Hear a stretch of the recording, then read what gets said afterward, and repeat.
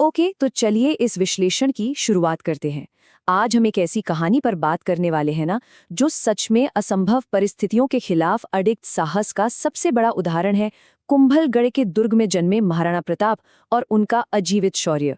आज के इस एक्सप्लेनर में हम तथ्यों और स्थानीय इतिहास के आधार पर समझेंगे कि कैसे एक दृढ़ संकल्प किसी भी, और मेरा मतलब है किसी भी, बड़ी से बड़ी ताकत को हिला के रख सकता है। शुरुआत में ही जरा इन आंकड़ों पर ध्यान दीजिए। एक तरफ थी मुगल सम्राट अकबर की 80,000 सैनिकों वाली विशाल सेना, जो आधुनिक हथियारों और तोपों से लैस थी, और दूसरी तरफ महाराणा प्रताप की सेना में सिर्फ 20,000 सैनिक थे, जो मूल रूप से तलवार और भाले के सहारे खड़े थे। ये डिफरेंस सच में हैरान करने वाला है।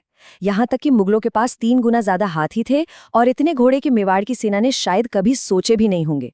लेकिन पता है क्या, इतने मैसिव डिसएडवांटेज के बावजूद आगे जो हुआ उसने पूरे इतिहास को चौंका दिया। भाग 1, मेवाड़ के लिए प्रतिज्ञा, मातृभूमि के गर्व की रक्षा। तो आखिर इतनी छोटी सी जगह के लिए इतना बड़ा युद्ध क्यों हो रहा था? 16वीं सदी में मेवाड़ दिल्ली और गुजरात के सबसे इंपॉर्टेंट ट्रेड रूट के बिल्कुल बीचों बीच पड़ता था। मुगलों को व्यापार करने और गुजरात के पोर्ट्स तक पहुंचने के लिए मेवाड़ से होकर गुजरना ही था। और इस टाइमलाइन को देखिए, 1568 में मुगलों ने मेवाड़ की पुरानी राजधानी चित्तौड़ पर अचानक हमला कर दिया। इस भयानक हमले में करीब 30,000 लोगों की जान चली गई, एकदम ब्रूटल। इसके बाद राजा उदय सिंह और उनके परिवार को सुरक्षित उदयपुर ले जाया गया। जब पिता के निधन के बाद प्रताप राजा बने ना, तो 1568 के इस नरसंहार ने उनके मन में मातृभूमि को बचाने की एक ऐसी आग जला दी थी जो कभी बुझने वाली नहीं थी। उनका ये शक्तिशाली विश्वास देखिए, अधीनता से बेहतर मृत्यु पसंद करूंगा। अकबर ने लगातार 8 अलग अलग डिप्लोमैट्स को भेजा, जैसे टोडरमल और मान सिंह, ताकि प्रताप बिना लड़े हार मान लें। आपको पता है, अकबर ने उन्हें आधा भारत देने का ऑफर भी रखा था। बस शर्त ये थी कि उन्हें मुगल शासन के अधीन रहना होगा। पर महाराणा ने इस ऑफर को पूरी तरह से ठुकरा दिया। उनका बस एक ही रूल था, राजपूत संघर्ष से कभी नहीं भागते। भाग 2, घटी की रणनीति, ताकत पर भारी बुद्धिमानी। अब इस जायंट दुश्मन का सामना करने के लिए सिर्फ ताकत नहीं, एक सॉलिड दिमाग की जरूरत थी। और ये ब्रिलियंटली इलस्ट्रेट करता है कि कैसे ज्योग्राफी एक कारगर हथियार बन सकती है। महाराणा ने प्रैक्टिकली फोर्स किया कि बैटल हल्दी घाटी के साकरे पास में हो। ये घाटी इतनी पतली थी कि एक बार में बहुत कम लोग ही गुजर सकते थे, जिससे मुगल सेना की ह्यूज नंबर्स का एडवांटेज कंप्लीटली जीरो हो गया। दूसरी बात, मुगलों की बड़ी बड़ी तोपें इस छोटी घाटी के अंदर आ ही नहीं सकती थीं। और तीसरी सबसे मास्टर स्ट्रैटेजी थी स्थानीय भील जनजाति के लोगों को हाई ग्राउंड पर डिप्लॉय करना। वो लोग पहाड़ी के ऊपर से मुगल सैनिकों पर तीरों की बारिश कर रहे थे, एकदम परफेक्ट टैक्टिकल ट्रैप। भाग 3, चेतक का बलिदान, एक किंवदंती का जन्म। तारीख थी 18 जून 1576।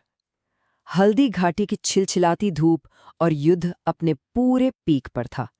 बैटल लिटरली बहुत ही घमासान थी। महाराणा प्रताप का सीधा सामना मुगल सेनापति मान सिंह से हुआ, जो एक विशाल युद्ध हाथी पर सवार थे। तभी महाराणा के वफादार घोड़े चेतक ने अपनी पूरी ताकत लगाकर हवा में छलांग लगाई और अपने पैर उस हाथी के माथे पर मार दिए। इस प्रहार से हाथी पूरा हिल गया और मान सिंह जमीन पर गिर गए।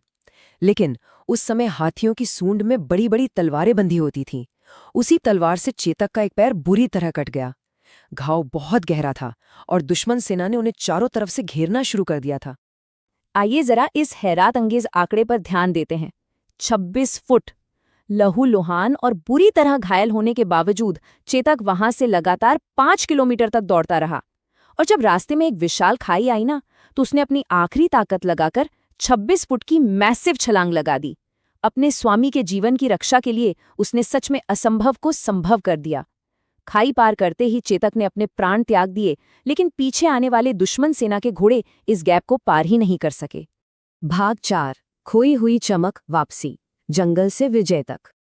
युद्ध के बाद का समय प्रैक्टिकली बहुत ही कठिन था। हालांकि महाराणा सुरक्षित निकल गए थे, पर शासन की लगभग सारी संपत्ति जब्त हो चुकी थी और उन्हें अपने परिवार के साथ सीधे जंगल में रहना पड़ा। सोचिए, महल के ऐशो आराम की जगह नेचर की एक्सट्रीम परिस्थितियों ने ले ली थी। पर इन मुश्किल हालातों में एक निस्वार्थ उम्मीद की किरण सामने आई।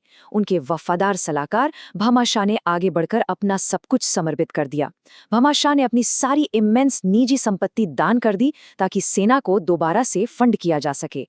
यह इस बात का क्लियर सबूत था कि मेवाड़ के आत्मसम्मान को आप किसी भी कीमत पर खरीद या तोड़ नहीं सकते। और वहीं से एक विशाल राजपूत सेना फिर से खड़ी होने लगी।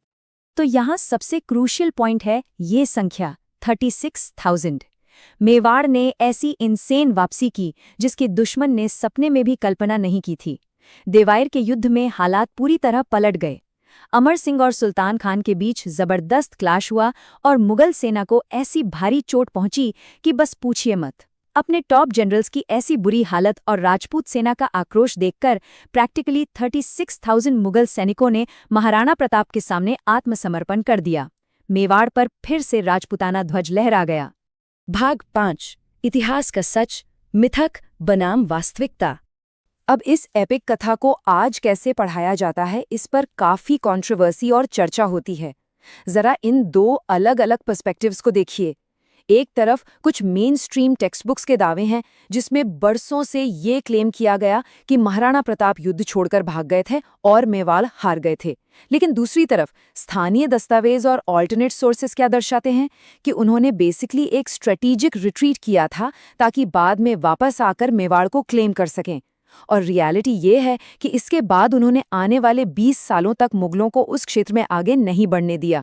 सोर्सेज बताते हैं कि राजनीतिक बदलावों ने शिक्षा और किताबों को बदला है, पर जो वहाँ का लोकल इतिहास और रिकॉर्ड्स हैं वो इस संघर्ष की एक बिल्कुल ही अलग कहानी बयान करते हैं। और अब इस एक्सप्लेनर को ख़त्म करते हुए मेरे पास आप सबके लिए एक बहुत ही गहरा सवाल है। सोचकर देखिए, इतिहास की आम किताबों से ऐसे कितने और लेजेंडरी किरदारों को ऑल्टर कर दिया गया है या पूरी तरह से इरेज कर दिया गया है। जब हम पास्ट को डायरेक्टली फैक्ट्स और मल्टीपल सोर्सेज के लेंस से देखते हैं ना, तो लगता है जैसे सरफेस के नीचे अभी बहुत कुछ जानना बाकी है। आज के इस विश्लेषण में बस इतना ही।